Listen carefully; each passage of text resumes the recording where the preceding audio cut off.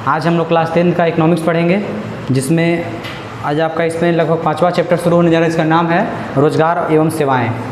ठीक है, इसमें इसके पिछले वीडियो में आपको चौथा चैप्टर ख़त्म किया जा चुका था। इसमें एक नया चैप्टर, इसका नाम है रोजगार एवं सेवाएं, शुरू किया जा रहा है। देखिए, इसमें पढ़ना है आपको रोजगार और सेवा के बारे में। देखिए, तो सेवा क्षेत्र में रोजगार का जो महत्व होता है काफ़ी अधिक होता है ना। जैसे पहला चैप्टर में पढ़े थे कि अर्थव्यवस्था का 3 क्षेत्र होता है, प्राथमिक क्षेत्र, द्वितीय क्षेत्र और तृतीय क्षेत्र। ठीक है, तो तृतीय क्षेत्र को क्या कहते हैं? सेवा क्षेत्र भी कहते हैं। तो कहा जाता है कि सेवा क्षेत्र का जो महत्व होता है रोजगार में काफ़ी अधिक होता है। और रोजगार से मतलब है ना, रोजगार से हमारा मतलब मानव संसाधन को ऐसे कार्य में लगाना चाहिए, है ना, जिससे कि देश की उत्पादकता बढ़ सके। रोजगार का मतलब क्या है कि मानव संसाधन को ऐसे कार्यों में लगाइए, है ना, जिससे देश की उत्पादकता बढ़े और सामान्य जनमानस का जो न्यूनतम आवश्यकता होता है, रोटी, कपड़ा और मकान, उसकी पूर्ति हो सके। ठीक है, तो विश्व के देखिए जितना भी देश की सरकार है, विश्व में जितने भी देश है, लगभग सब देश की सरकार का प्रयास यही होता है ना, कि वहाँ के उपलब्ध मानव संसाधन, यानी कि जो वहाँ के मानव संसाधन हैं, उनको उनकी दक्षता के आधार पर, उनको कौशलता के आधार पर या योग्यता के आधार पर उनको काम मिल सके। ठीक है, और ऐसे लोग जो काम करने के लायक होते हैं, है ना, जिन्हें उचित पारिश्रमिक नहीं मिलता है, ठीक है, जो काम करने के लायक हैं लेकिन उचित पारिश्रमिक मिलता नहीं है, तो उसको तो बेरोजगार, मतलब हम काम नहीं मिलता उन्हें बेरोजगार कहा जाता है। देश में कुछ लोग ऐसे होते हैं जो स्वेच्छा से काम नहीं करना चाहते हैं, तो उन्हें बेरोजगार नहीं कर सकते हैं, है ना। अर्थात उचित पारिश्रमिक पर सक्षम रूप से काम करने वाले, काम चाहने वाले, है ना, यदि काम न मिले तब उसे बेरोजगार कहेंगे, है ना। अगर उचित पारिश्रमिक पर किसी व्यक्ति को काम नहीं मिल रहा है तो उसे क्या कहेंगे, है ना, मतलब बेरोजगार कहेंगे। तो सेवा क्षेत्र का तो समझ रहे, जहाँ पे शारीरिक और, है ना, कार्य क्षमता और दक्षता के आधार पे, है ना, शारीरिक शक्ति, कार्य क्षमता और दक्षता के आधार पर, है ना, सेवा मतलब दक्षता के आधार पर रोजगार उपलब्ध कराया जाता है। भारत में कृषि लोगों के रोजगार उपलब्ध करने का सबसे बड़ा क्षेत्र क्या है? कृषि है ना। भारत का जो कृषि है वह सबसे बड़ा क्षेत्र है लोगों को रोजगार देने का, है ना। तो इस कारण से का इसके साथ साथ उद्योग, व्यवसाय, स्वास्थ्य, यातायात, है ना, ये सब जो है विभिन्न प्रकार से सेवाएं इसमें मिलता है। यानी कहने का मतलब है कि अगर, है ना, रोजगार का मतलब जो है साधारण, मतलब जो भी जनमानस हैं सब लोग का न्यूनतम आवश्यकता जो पूर्ति कर पा रहे हैं उसे हम रोजगार कह सकते हैं, है ना। लेकिन जिन्हें उचित पारिश्रमिक पर, है ना, योग्यता के अनुसार काम नहीं मिल रहा है तो उसे बेरोजगार कहेंगे। लेकिन जो स्वेच्छा से काम नहीं कर उसे बेरोजगार नहीं कर सकते हैं। ठीक है, तो सेवा क्षेत्र का मतलब है कि शारीरिक दक्षता, ठीक है, और शारीरिक शक्ति और दक्षता के आधार पर, है ना, जो रोजगार उपलब्ध कराया जाए। ठीक है ना। तो भारत में सबसे बड़ा क्षेत्र क्या है? कृषि। कृषि लोगों को सबसे अधिक रोजगार देता है। देखिए, अगर रोजगार और सेवा का बात कीजिएगा तो देखिए रोजगार और सेवा दोनों एक दूसरे के पूरक हैं। क्यों? क्योंकि देखिए, जब कोई व्यक्ति अपने परिश्रम और शिक्षा के आधार पे, है ना, जीविकोपार्जन के लिए धन एकत्रित करता है ना। रोजगार और सेवा का जो मतलब है कि जब कोई व्यक्ति अपने परिश्रम के आधार पे, अपने शिक्षा के आधार पे जब जीविकोपार्जन के लिए धन एकत्रित करता है और जब उस एकत्रित किए गए धन को, है ना, मतलब एकत्रित किए गए धन को उत्पादन के क्षेत्र में जब निवेश करता है तो सेवा क्षेत्र उत्पन्न होता है। यानी कि किसी को रोजगार मिल रहा है तो धन एकत्रित करेगा और उस धन का उपयोग कहाँ? धन को निवेश करेगा उत्पादन में, और उत्पादन में जब निवेश करेगा तो सेवा क्षेत्र उत्पन्न होगा। इस तरीके से कहा जाता है ना, कि सेवा और रोजगार दोनों एक दूसरे क्या हैं? पूरक है। अर्थात रोजगार में वृद्धि होगा तो सेवा क्षेत्र का ही विस्तार होता जाएगा। ठीक है, ऐसे देखिए रोजगार और सेवा कहने का मतलब है कि आर्थिक क्रियाओं के विकास और विस्तार से उपलब्ध होती है। यानी कि आर्थिक क्रिया का जितना विकास होगा, है ना, जिस देश का मानव संसाधन बहुत ज़्यादा आर्थिक क्रिया करेगा, है ना, उसका रोजगार और सेवा वहाँ पे ज़्यादा विकास होगा। तो आर्थिक प्रगति के कारण विकास के साथ साथ सेवा क्षेत्र का ही विस्तार होता है। यानी कि जैसे जैसे आर्थिक प्रगति होगा वैसे वैसे सेवा क्षेत्र का ही विस्तार होगा, और सेवा क्षेत्र का विस्तार होगा तो लोगों को नए नए रोजगार के अवसर उपलब्ध होते रहेंगे। यानी कि सेवा क्षेत्र बढ़ेगा तो रोजगार ही बढ़ेगा, रोजगार बढ़ेगा तो सेवा क्षेत्र ही बढ़ेगा। ठीक है, तो आर्थिक विकास जो होता है मुख्यतः देखिए आर्थिक विकास का 3 क्षेत्र होता है।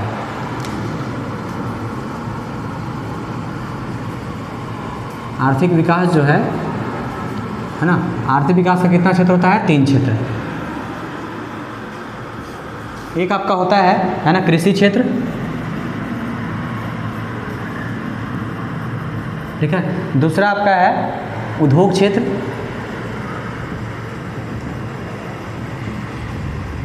और तीसरा आपका है सेवा क्षेत्र।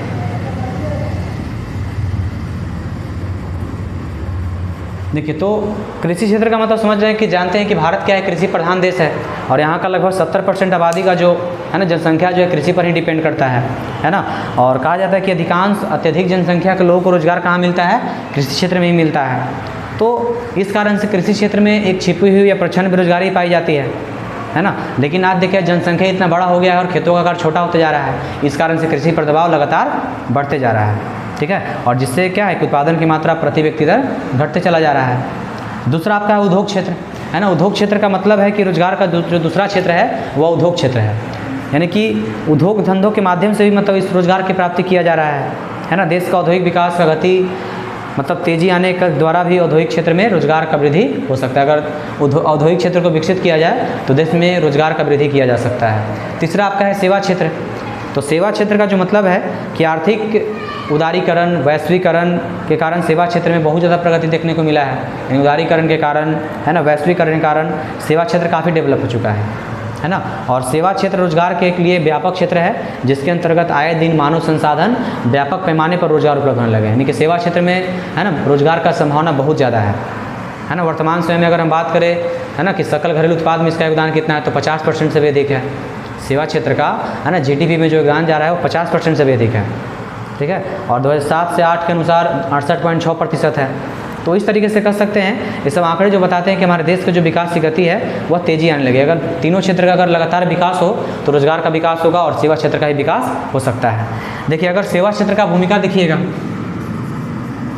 तो अगर बात करते हैं अगर विकसित देशों में और अविकसित देशों में या विकासशील देशों में सेवा क्षेत्र की भूमिका का, तो देखिए सेवा क्षेत्र का जो भूमिका है सबसे अधिक, है ना, अर्ध विकसित और विकासशील देशों में गरीब बेरोजगारों की संख्या अधिक है, यानी कि जो देश विकसित हैं उनके तुलना में अर्धविकसित और विकासशील देशों में, है ना, मतलब सेवा क्षेत्र का भूमिका ज़्यादा देखा जाता है। यानी कि लगभग कहा जाता है कि विश्व का, है ना, सामान्यता है कि मतलब माना जाता है कि विश्व की संख्या का लगभग 2/3 लोग, है ना, मतलब भूभाग की गरीबी और विपन्नता से मतलब ग्रसित हैं। यानी कि खास करके जो देश अर्धविकसित हैं या जो विकासशील देश पे माने विकासशील के रास्ते पे चल रहे हैं, है ना, वहाँ उत्पादन के साधनों पर पूर्णतः उपलब्ध होते नहीं हैं। और जब उत्पादन का साधन ही उपलब्ध नहीं रहेगा तो उत्पादन ठीक ठाक होगा नहीं, और नहीं होगा तो बेरोजगारी की समस्या उत्पन्न हो जाती है। लेकिन अगर हम वहाँ पे सेवा क्षेत्र का अगर विकास करें तो रोजगार का भी विकास हो सकता है। तो सेवा क्षेत्र के विकास के लिए सबसे पहले करना क्या है लोगों को, है ना। अगर आपको सेवा क्षेत्र का विकास करना है तो सबसे पहले वहाँ के लोगों को शिक्षित करना बहुत ज़्यादा ज़रूरी है ना। कि जिस देश में जानते हैं कि चूँकि देखिए जिस देश या जिस राज्य का मानव संसाधन जितना ही शिक्षित होगा, जितना ही समृद्ध होगा, वहाँ का सेवा क्षेत्र उतना ही ज़्यादा विकसित होगा, वहाँ के लोग रोज़गार पाने में ज़्यादा सक्षम होंगे। और जब जानते हैं कि रोज़गार बढ़ता है तो सेवा भी बढ़ते जाता है ना। लेकिन मतलब कहने का मतलब जब लोगों में अगर, है ना, शिक्षा का भावना आ जाएगा तो लोग छोटे मोटे काम से भी तो कतराएंगे नहीं, हीन भावना उसमें जन्म नहीं लेगा, ठीक है। और कहने का मतलब है कि राज्य एवं हित में काम करना शुरू कर देंगे, जैसे विकास की स्थिति ज़्यादा उत्पन्न होगा, ठीक है।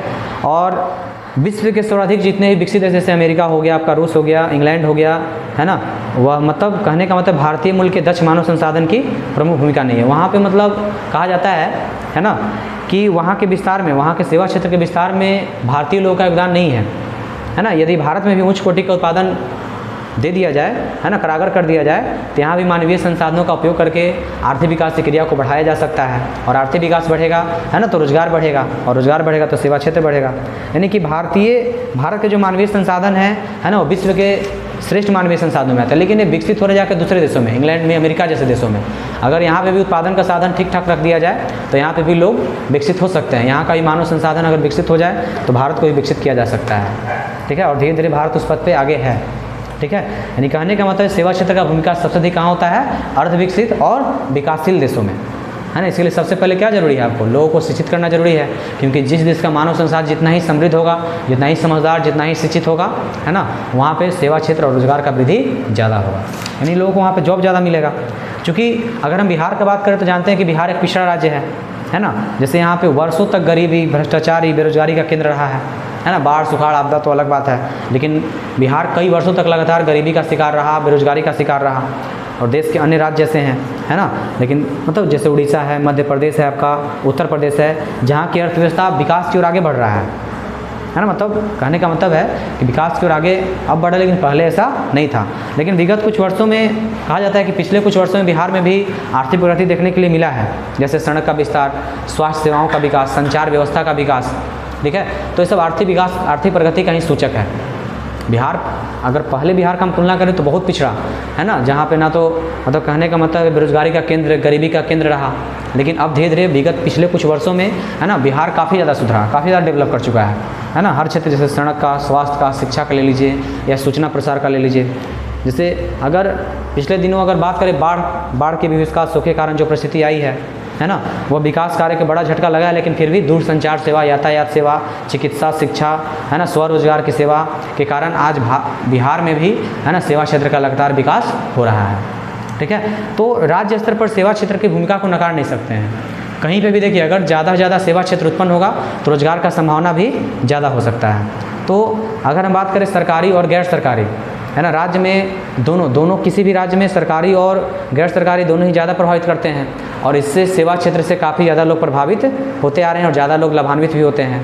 ठीक है, तो बिहार पिछले कुछ वर्षों में सुधार हुआ है, लेकिन अगर इसका तुलना हम है ना कई वर्षों पीछे चले जाएं तो बिहार काफ़ी पीछे था। लेकिन अब आए दिन बिहार में भी यातायात का, संचार का, शिक्षा का है ना, हर चीज़ का विकास होते जा रहा है। तो इस कारण से यहाँ पे भी सेवा क्षेत्र का विकास काफ़ी हुआ है, और ये सही है, आर्थिक विकास का सूचक भी इसको मान सकते हैं हम। ठीक है, तो लगभग आप सेवा क्षेत्र का भूमिका जानिए गए कि है ना कि विश्व के सेवा क्षेत्र का भूमिका सबसे अधिक कहाँ देखा जाता है, तो विकासशील और मतलब अर्धविकसित देशों में है ना। बिहार में जैसे देख लीजिए, जो बिहार जैसे पिछड़ा राज्य में भी सेवा क्षेत्र का भूमिका देखा जा रहा है।